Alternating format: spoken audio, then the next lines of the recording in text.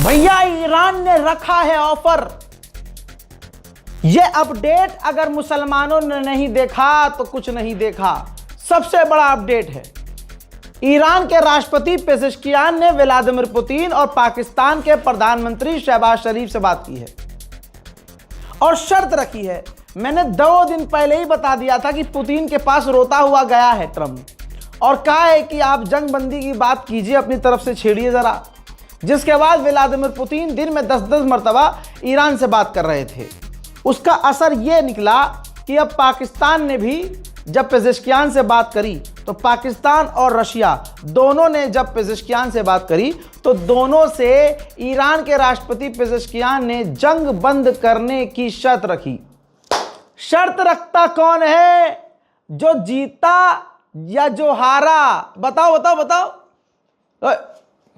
यार तू बड़ा पागल, हर चीज में मोदी को लेके आ रहा है यार। हमारा मोदी का कोई तोड़ है भाई? रैली में भेजिए अगला मोदी जी की एक कॉल से जंग रुक जाएगी। गोप गोप गोप गोप गोप। मेरे दोस्तों सुनो, आप पेजेश्कियान ने शर्त रखी। ये रहा भाई साहब पेजेश्कियान का अपडेट। पेजेश्कियान ने शर्त रखी, जो हमारा नुकसान हुआ है ना वो भुगतना पड़ेगा, हर जाना भरना पड़ेगा और फ्यूचर में हमें गारंटी देनी होगी कि हमारा नुकसान नहीं किया जाएगा, हम पर हमला नहीं किया जाएगा और अंतर्राष्ट्रीय गारंटी देनी होगी। आपको इंटरनेशनल लेवल की गारंटी देनी होगी कि आप फिर भविष्य में ईरान पर हमला नहीं करेंगे। और सबसे मेन जो बात ईरान ने कही, ईरान ने कहा कि ईरान को सेल्फ डिफेंस का अधिकार होगा। जैसे बिल्कुल इजराइल करता था ना, वो ईरान कर रहा है कि जब हमारा मन करेगा, हमें लगेगा कि हम पर खतरा है तो सेल्फ डिफेंस का अधिकार हमें होगा, हम पीट सकते हैं। भाई साहब ये है ईरान, ये है ईरान की ताकत कि भैया मारा भी और लाइन तारी से सबको मारा, अरबों को पेल दिया बेचारे, और बीच में जो और जिस देश के टैंकर आए सबको उड़ा दिया, जिसमें भारत भी है एक कॉल से जंग लूट जाएगी कुछ भी और मोरी मैया। तो आप ये देखिए कि पीटा भी, बजाया भी और तमाम अरब देशों में अमेरिका के air defence system, radar, satellite transmissions और न जाने कितनी कम्युनिकेशंस को, स्टेशंस को तबाह कर दिया। अमेरिका का मिडिल ईस्ट में सबसे खतरनाक रडार $1 बिलियन का ईरान ने अपने सिर्फ 20-25 हज़ार की मिसाइल से तबाह कर दी। ठीक है, तो अब तुम बताओ आना भक्तों, जीता कौन? यहां तो तुम्हारा फादरलैंड हार गया, कुत्ते की तरह पिट रहा है। और फादरलैंड का जो फादर है तुम्हारा दादा डोनाल्ड ट्रंप, वो ज्यादा पिट रहा है। यूएनएचआरसी में रिपोर्ट आपकी स्क्रीन पर, यूएनएचआरसी में ईरान के खिलाफ Bahrain, Kuwait, Oman, Qatar, Saudi Arabia, UAE और जॉर्डन ने जी हां एक साथ अपील की और जो है यूएनएचआरसी में बिल पास हो गया कि ईरान इसी वक्त अरब पर हमला बंद कर दे। रशिया और चाइना इस वोटिंग में इसलिए एब्सेंट रहे क्योंकि इस पूरी मीटिंग के अंदर ईरान पर जो आतंकी हमला हुआ, ईरान की बच्चियों को जो मारा गया, उसका जिक्र ही नहीं था। तो ईमानदारी से रशिया और चाइना किनारे हो गए और ईरान के ऊपर ये ऐलान कर दिया कि भैया तुम हमला इसी वक्त बंद करो। सारी दुनिया ने ईरान के खिलाफ ही वोटिंग की, कोई ईरान के साथ खड़ा नहीं हुआ सिवाय रशिया और चाइना के। हालांकि इससे ईरान पर रद्दी बराबर भी फर्क नहीं पड़ा है। आपको ईरान के वो गद्दार याद होंगे जो प्रदर्शन कर रहे थे, अमेरिका से मदद मांग रहे थे, इजराइल से मदद मांग रहे थे, अपनी सरकार के खिलाफ प्रदर्शन कर रहे थे, अब पछता रहे हैं।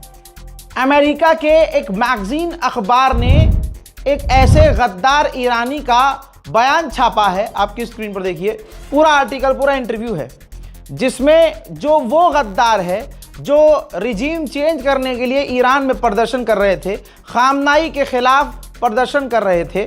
दोस्तों, उस व्यक्ति ने अमेरिका के अखबार को ये इंटरव्यू दिया है कि हमने रिजीम चेंज करने के लिए कहा था। यहां तो ईरान का नक्शा बिगाड़ दिया, ईरान पर हमला किया, और तो और हमारे घर के आसपास तबाही मचा दी। हम तो ऐसा कभी सोच भी नहीं रहे थे कि इतना बुरा हो जाएगा ये मामला। हमने कभी नहीं चाहा था कि हम पर हमला हो और हमारे साथियों को ही मार दिया जाए। अब हम पछता रहे हैं, हमने सब कुछ खो दिया है। न रिजीम चेंज हो सकती है, न रिजीम चेंज हुई, ऊपर से हमारा नुकसान हो गया, हमारा ही घर टूट गया, हमारे अपने ही मारे गए। तो समझ आया गद्दारों, अपने वतन के खिलाफ कभी भी खड़े नहीं होना चाहिए। ये भारत से भी कह रहा हूं मैं। भारत के अंदर देखिए, हम पर कितना भी जुल्म हो, मुसलमान से वफादार तो कोई हो ही नहीं सकता। ये तो हिंदू समुदाय मुसलमानों पर इल्ज़ाम लगाता है, और बॉलीवुड की फिल्में हमेशा से बनाई इस तरह से गई कि हमेशा देश का गद्दार और आतंकी जो कैरेक्टर दिखाया जाता है वो जामा मस्जिद के आसपास से निकलता हुआ, अफ़गानिस्तान और पाकिस्तान के बीच में रहने वाला, कश्मीर के इलाकों में रहने वाला है, जामा मस्जिद और मस्जिद वाले एरिया में रहने वाला दिखाया जाता है। काजल लगाकर, कुर्ता पजामा पहन के, लंबे बाल रखकर पूरा मुसलमान कैरेक्टर दिखाया जाता है, जिसकी वजह से आज मुसलमानों को इंटरनेशनल लेवल पर बदनाम किया गया है। हालांकि अगर बात करें गद्दारों की तो हिंदू समुदाय में सबसे ज़्यादा गद्दार पाए गए हैं हमारे जो अजीत डोवाल हैं, NSA नेशनल सिक्योरिटी एडवाइज़र, उनके तमाम आपने बयान सुने होंगे। लेकिन दोस्तों आज हैंड टू हैंड हिंदू भाइयों को दिखा देता हूं थोड़ा सा आईना भी। देखिए, अभी ये 2 दिन पहले की अपडेट है, 2 दिन पहले की, ज़्यादा पुरानी नहीं है। पढ़ लीजिएगा, देख लीजिएगा और रिसर्च भी कर लीजिएगा। हजरात ये देख लीजिए, लांस नायक आदर्श कुमार जो आगरा उत्तर प्रदेश से है, इसको अरेस्ट किया गया है, हमारी ATS ने अरेस्ट किया है, जो पाकिस्तान के लिए ये जासूसी कर रहा था। फिलहाल ये साउथर्न नेवल कमांड में कोची केरला में पोस्ट था। आप ये देखिए कि हिंदुओं को प्रिविलेज कितनी मिल रही है। कोई भी मीडिया, बल्कि मैं आपको बता दूं किसी भी बड़े प्लेटफॉर्म पर इसका जिक्र नहीं है कि ये जो लांस नायक आदर्श कुमार है, जो हमारी नेवी में था, ये पाकिस्तान के लिए जासूसी कर रहा था। इसके पास क्वार्टर था, रहने के लिए घर था, इसको अच्छी सैलरी मिल रही थी, एक इज्जतदार फौजी था, नेवल फोर्स में था, पढ़ा लिखा था, पैसे की कोई किल्लत, कोई कमी नहीं थी, लेकिन भारत माँ से गद्दारी कर रहा था। आज हिंदू समाज पूरी तरह से चुप रहेगा क्योंकि ये उनका दोगलापन है। जी हाँ, हिंदू समाज का ये दोगलापन है।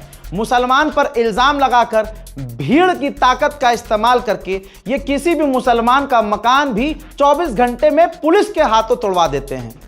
पुलिस की मौजूदगी में उस मुसलमान परिवार के साजो सामान को लूट लेते हैं लुटेरे। और औकात असलियत ये है कि अब इन मामलों पे खामोश हैं। आदर्श कुमार हिंदू, और जाहिर सी बात है ये राम भक्त होगा, जाहिर सी बात है मोदी का फैन होगा, जाहिर सी बात है ये ऊंची जाति है। भाई साहब, आदर्श कुमार है भाई, आगरा उत्तर प्रदेश के हिंदुओं के ऊपर ये कलंक लगा है। लेकिन अब ना कोई इस पर मीम बनेगा, ये वाला याद है ना मीम, ये बनता है अपने ही हाँ, ये मीम लगाया जाता है मुसलमानों के खिलाफ। लेकिन आज भगवान ने यह बार बार साबित करने की कोशिश की है कि भैया मुसलमान वफादार है इस भारत का, गद्दार हिंदुओं में निकल रहा है। आज भी आपको याद होगा जब हमारी जंग चल रही थी पाकिस्तान से, तो उस वक्त जंग के तुरंत बाद एक यूट्यूबर गिरफ्तार हुई थी। हजरत ज्योति मल्होत्रा बीजेपी से थी, हरियाणा से थी, और पाकिस्तान के लिए जासूसी कर रही थी, और पाकिस्तान को इसने बहुत सेंसिटिव जानकारियां दी थी। हमारे हिंदू संगठन का दोगलापन ये देख लीजिए, इनकी गद्दारी और इनकी औकात ये है कि जब इनके अंदर का कोई गद्दार निकलता है तो ये फड़फड़ाते नहीं हैं।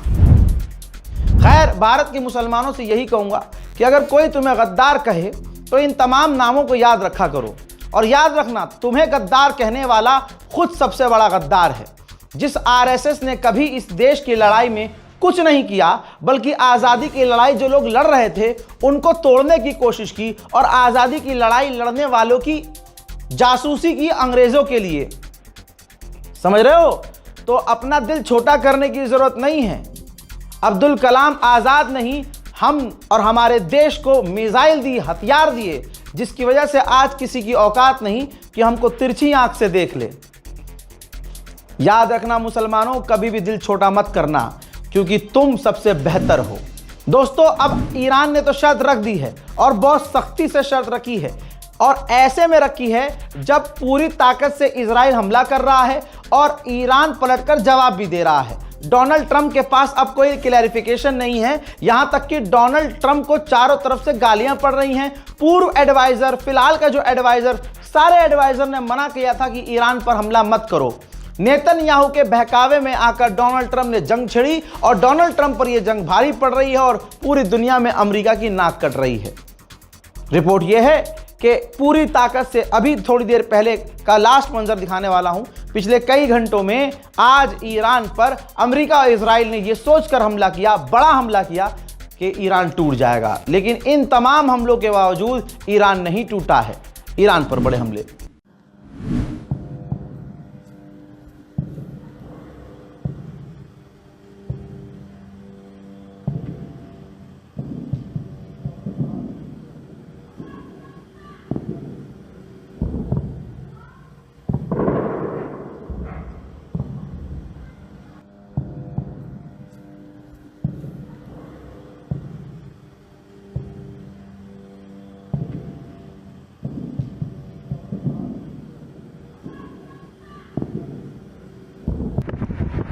پایگاه میثم تنبار دور میدان آزادی هم ایران شد. این ایرانی لازمه برای شکوفایی آینده ایران. قطعا اگه اینا برن خیلی شرایط بهتر بشه و هرچی ایرانی خرابی جا گذاشتن درست بشه.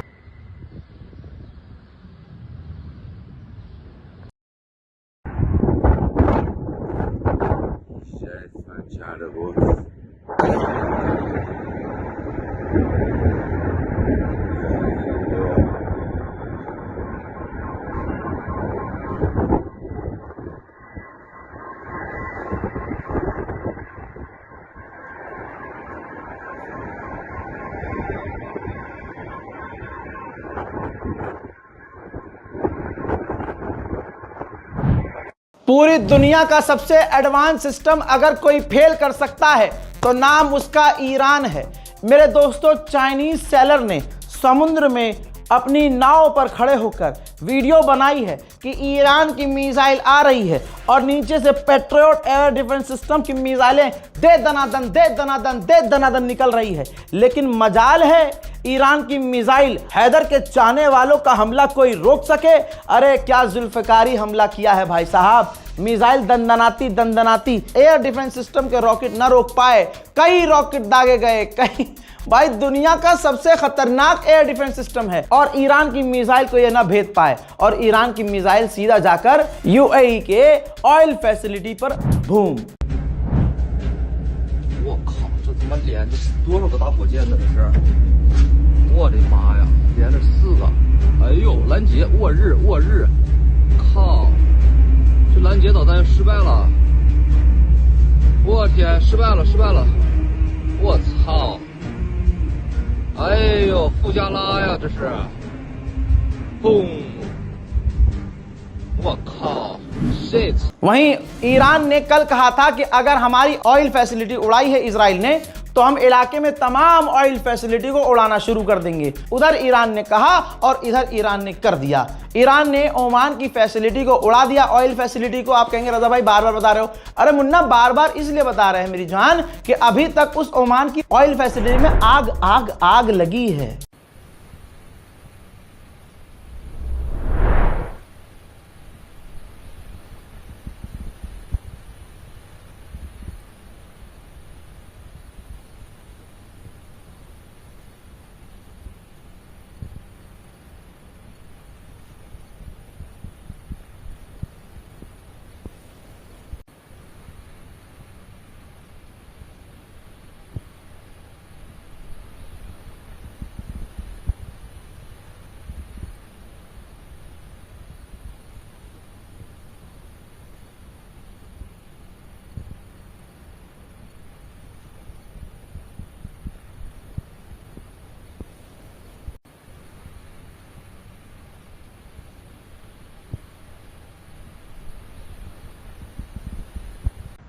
Салала, март 26 года.